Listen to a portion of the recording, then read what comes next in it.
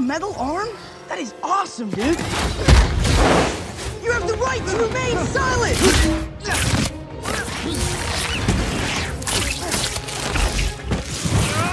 Hey guys, you ever seen that really old movie? Empire Strikes Back?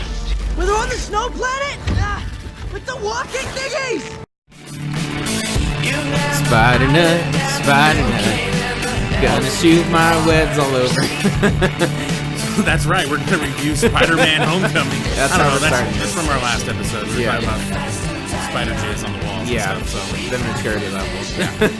So we brought back Mike Bob from the NYC. He saw Spider-Man in the NYC personally and on screen. I'm sure he met a Spider-Man or two. Yeah, we did. Well, we didn't meet one, but we avoided one. Yeah, with a giant codpiece. Yes. You see that shit? He put like a fucking cup, like a giant cup in the front of his thing. Yeah. He's like a skinny little twerp, and this is like fucking like camel hump in the middle of him. I did not notice that. No, I just went, "Oh, okay, someone's That's why I dressed said as he was Spider-Man." so creepy, because I saw the little kid that was next to him. So the kid was eye level. So when I looked at the kid, I saw the kid have to walk like 10 feet to his left to go around the guy. Right. Camel hump. Yeah, they was sticking out. Yeah, a comic book store opened up right across from our movie theater, so we thought we'd check it out. And we wander in there, and there's a Spider-Man that I thought was a statue at first, and then he moved. And I was like, "Oh shit!" Like, kind of scared me for a second. Statue with a giant codpiece. Yeah, exactly. So. Sorry, if I was packing that much, I'd wear the skin tight shit, you know? Just have this big noodle hanging down. Don't need to package it all up like that, dude. Yeah, no shit. So, yeah, we're going to actually talk about Spider-Man Homecoming. We got Mike Bob. Say hi, Mike Bob. Hello, everybody. He just went through all that. Yeah, he's like, wow, am I going to get introduced yet? I did, and then we just totally glossed over it. Yeah, there was something that was sticking in our mind. No, Yeah, sure. No offense to Spider-Man's cock is definitely more interesting than me. If you saw this, you would completely understand. Yes. Even more. And there was like a black cat with him. Yes, And I did the notice comic that. book character, not an actual, like, he didn't bring like a little black cat with him. That would have been great. But. So we're going to give our non-spoiler review and then our spoiler review of Spider-Man Homecoming. But first, since Mike Bob is new to this a little bit, we're going to have him talk about the 5 previous Spider-Man movie, probably just, the 2 series themselves, give his opinion on those, and that way we can kind of gauge where he's at on Spider-Man himself. Go ahead and do that, whatever your name is. Spider-Man? I was about to call him Spider-Man. Spider Bob. Go ahead and fucking tell us what you thought of the previous Spider-Man movies and the Spider-Men themselves, Tobey Maguire and Andrew Garfield. Where to begin with the Spider-Man series? Yeah, I mean, like, I'm not, just to preface, I'm not like a Marvel fanatic like I am like a Star Trek fanatic. So, like, there's maybe some things I'm missing from the comics or the movies or whatever. But as far as the Spider-Man franchise goes, I mean, yeah, you kind of have to, tip your cap to Spider-Man 1, because I feel like that kind of really kicked off like the modern superhero movies that we're flooded with today. I remember very much enjoying Spider-Man 1, but I don't know if that's because I need to rewatch it to see if it holds up. I don't know if I just really enjoyed it at the time because, it was just sort of so new and shiny. Yeah, I feel like there was like a slow, I guess like a lot of movies with sequels, I feel like there's like a slow downward spiral. Like Spider-Man, I remember Spider-Man 1 being solid, Spider-Man 2 being like pretty good, definitely, but then Spider-Man 3 being shit, and then with the Andrew Garfield, I think that's his name, the Andrew Garfield era, obviously that seemed to be like a big hiccup because they quickly got rid of him. Although I will say, I'm curious to talk about this, hear your guys' thoughts. I almost feel like the hate went like a little too far against Andrew Garfield. I didn't think he was so terrible, but it seems like everyone fucking hates him.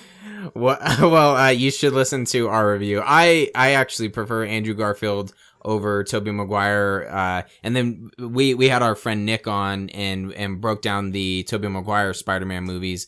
And he did a good job kind of speaking to why Tobey Maguire was better.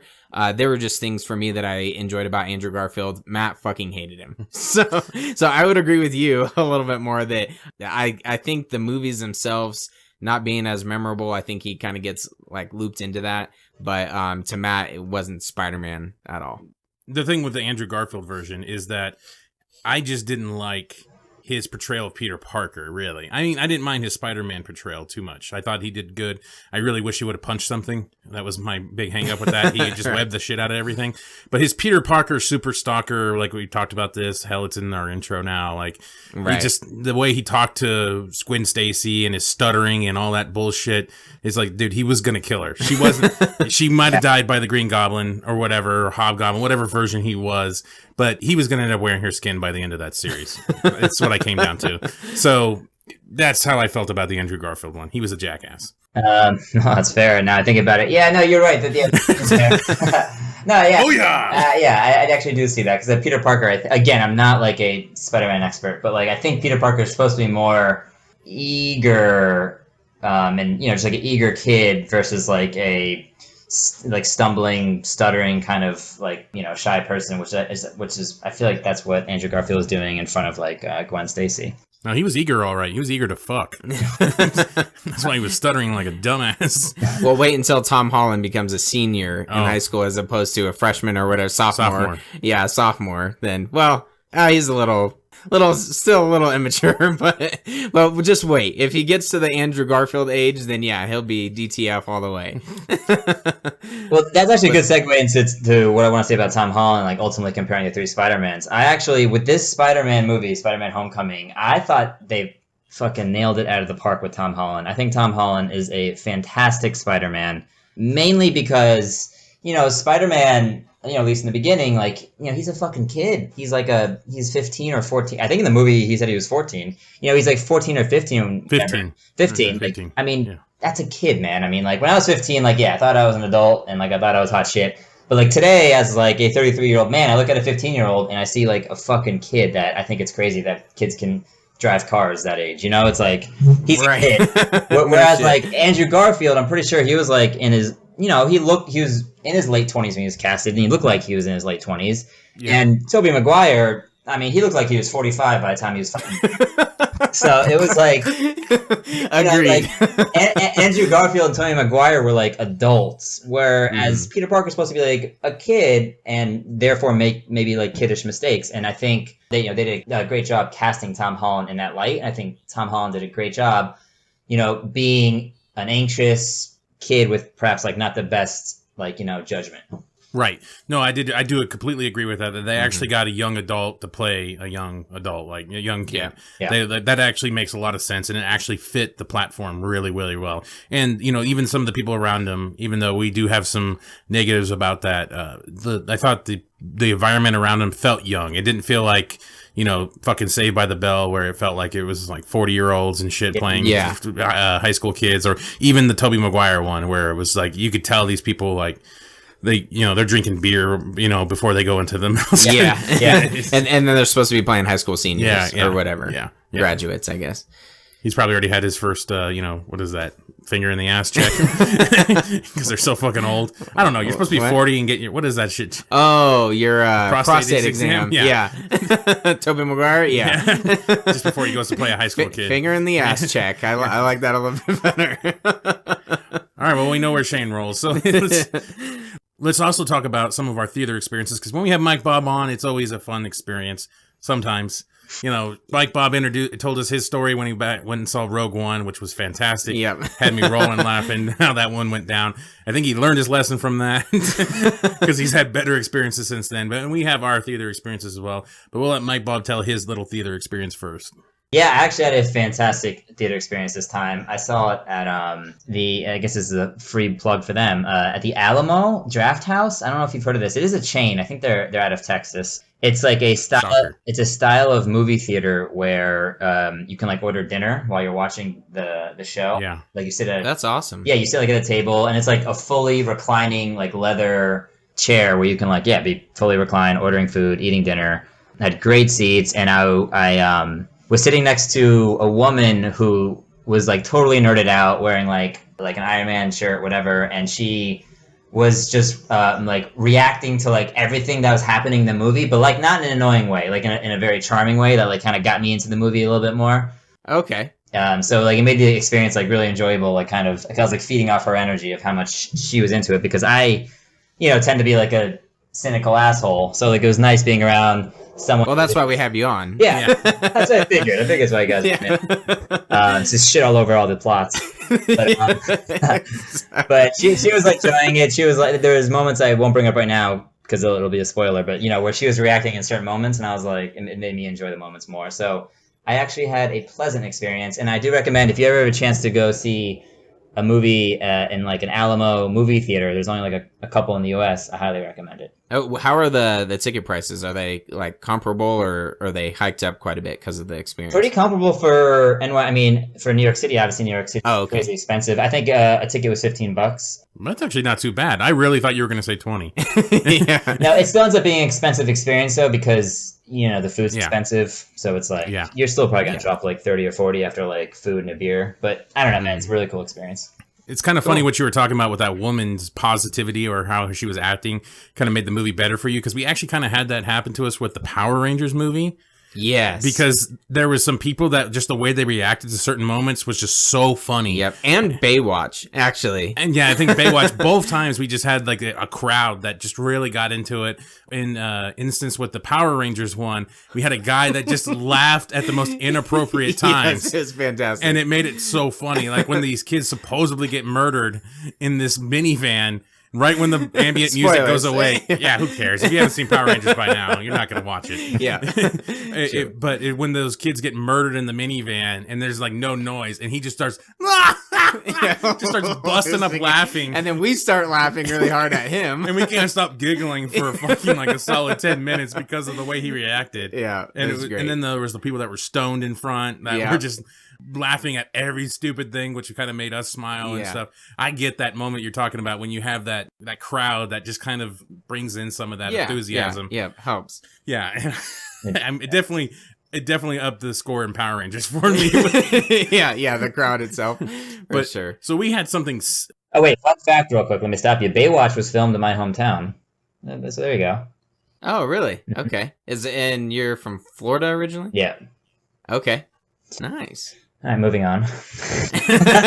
Wow, Matt did not humor you at all. He's like, all right, I don't give two shits. I'm like, oh, that's an interesting fact. We had Muppets filmed where we're at, and they shit all over our city. So I think it was the first Muppets movie that came out. Because he was at the Bonanza. Yeah, the Bonanza. We have like a little casino, and they just shit all over it, and Fozzie didn't even want to come back, and so we scared the Muppets away. Yeah, that's pretty bad. Oh man. So we have a theater called Galaxy Theater, so free plug for them as well. And it actually sounds very similar to what you were talking about. They don't necessarily, they kind of have a lot of food type, but it's kind of hard to explain. I wouldn't necessarily call that dinner food. No. I wouldn't call that like a meal, but they have like hot dogs. They have these pretzels that are fucking huge. Yeah. It literally probably takes 3 people to eat these pretzels. Right. I think, don't they have pizza?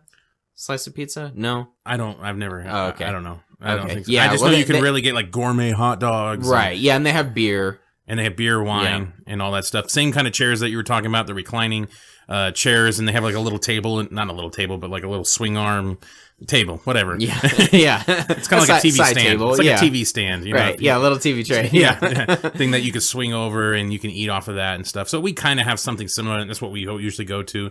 And we had it in the Atmos Dolby Digital surround sound thing, which we always try to get. Yeah, we always try to aim for that one because those ones are pretty sweet.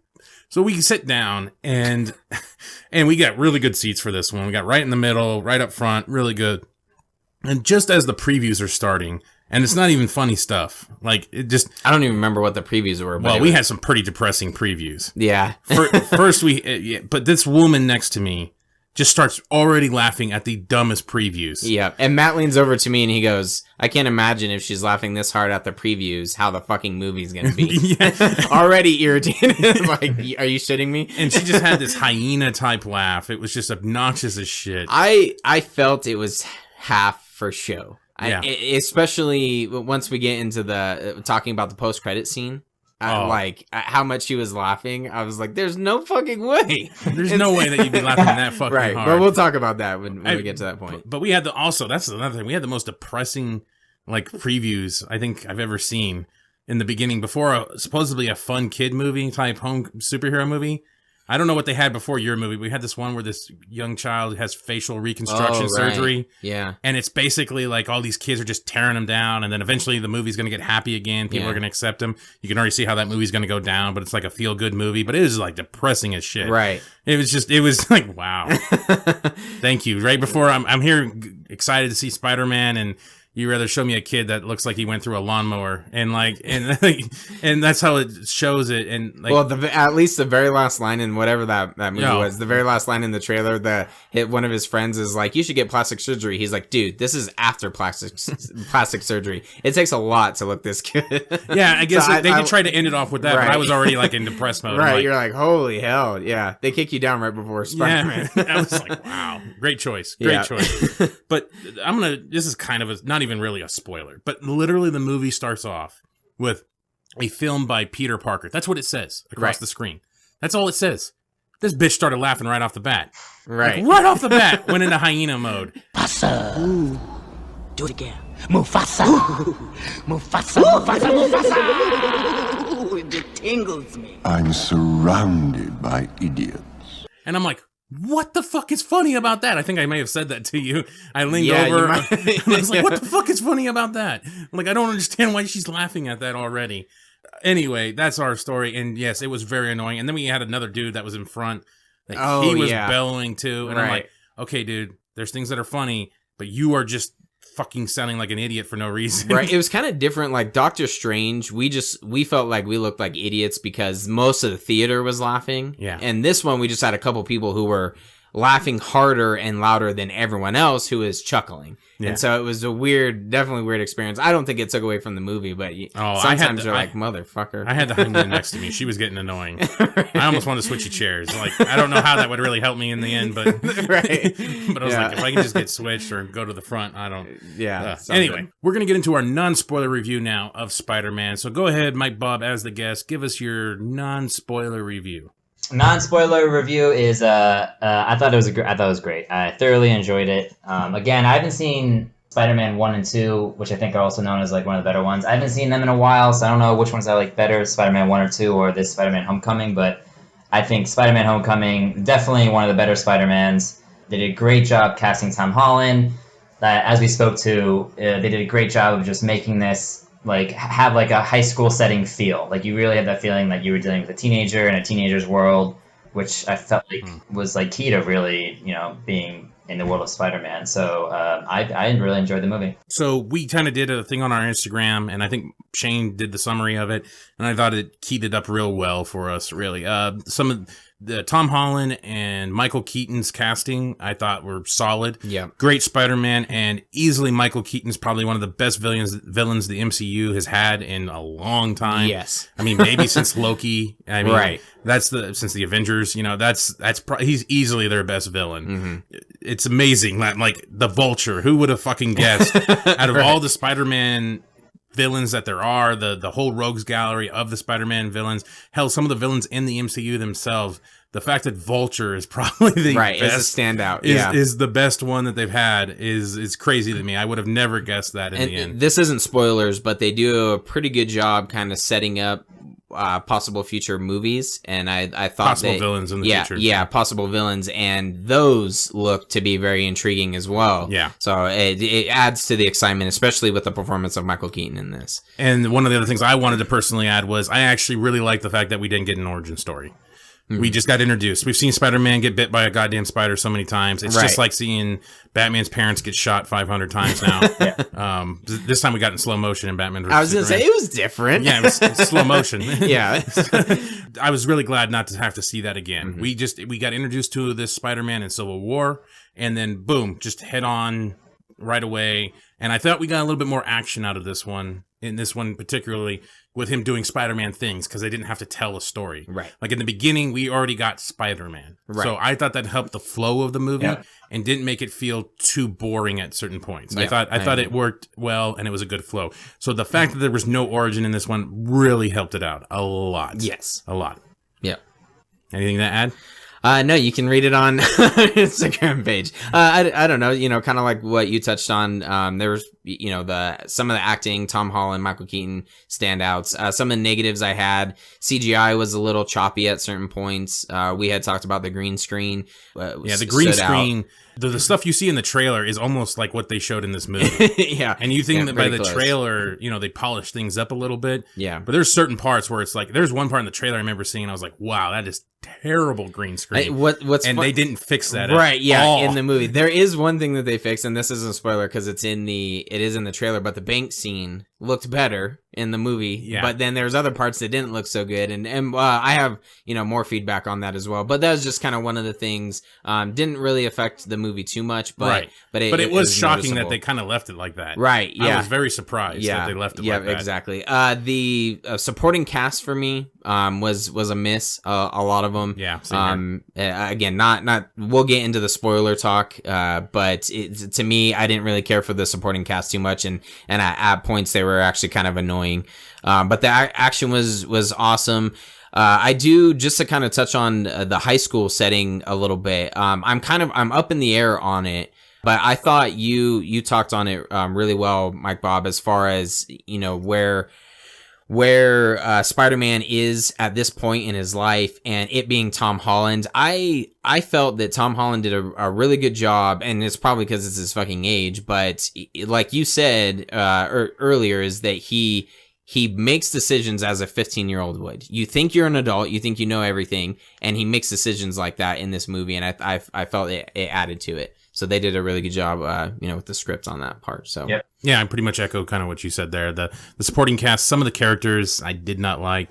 The high school setting itself was meant for Spider-Man, but at the same time, I kind of felt it was a little bit of a hinder to the story sometimes. Slowed things down a little bit. And like, it was called Spider-Man Homecoming, and I'm like, okay, there's like a couple signs, and like we literally don't even spend that much about Homecoming. Thank God. Yeah, I know, but at the same time, I was kind of expecting like this big build around it, and there was like almost nothing about Homecoming. Mm-hmm. So kind of the title was a little weird. I think they just threw that in there because it fit for, well, he's coming home back to the MCU. Is why they made the title, and they're like, well, I guess we need to have Homecoming dance in this somewhere. Right. So, yeah. Spoilers, okay. I guess. Brief spoilers. Well, if you don't know there's a fucking dance in this. Yeah. Watch the then trailers you've never again. been to high school. Right. Actually, one small fact I wanted to talk about was apparently Tom Holland went to a private school and he never experienced this type of high school life. And he actually had to, he actually went to a high school in New York, or in Boston, I think, actually. Mm-hmm. And he was there for a short amount of time to kind of get the high school experience. Right. And he played, Secret Man. Had a different name. I think they changed his look a little bit, and no one knew until like afterwards that he was there or something. Cool. Yeah, pretty funny. Yeah, so that was the only way he was able to understand the high school experience. Right. I was like, wow. Way to have first world problems there. Fucking A. Seriously. So anything else to add, Mike Bob? No. Maybe one last non-spoiler thing I will say about this film is I was pleasantly surprised at how funny it was. Like I found myself laughing out loud a lot, and it's funny, we just did the Guardians of the Galaxy podcast together, and Guardians of the Galaxy is known to be like one of the more comedic Marvel movies, but I thought this one was just as funny as Guardians of the Galaxy. So I was pleasantly surprised by that. Cool. All right. Just to add to that, the humor for us, from what I noticed with Shane and I sitting there, was pretty unanimous. I think we laughed both about the same amount of times. Yeah. So it was a little bit hit or miss. They did drag some things on a little bit too much, and which I'll talk about to the spoiler. But it wasn't as bad as like Guardians of the Galaxy 2, some of the dragging on of the jokes and stuff like that. Right. Yeah. It was better flow to it, but I felt like, again, the Marvel jokes, it's like this one did it a little bit better. They didn't kill certain moments with humor, which I enjoyed. I enjoyed that part.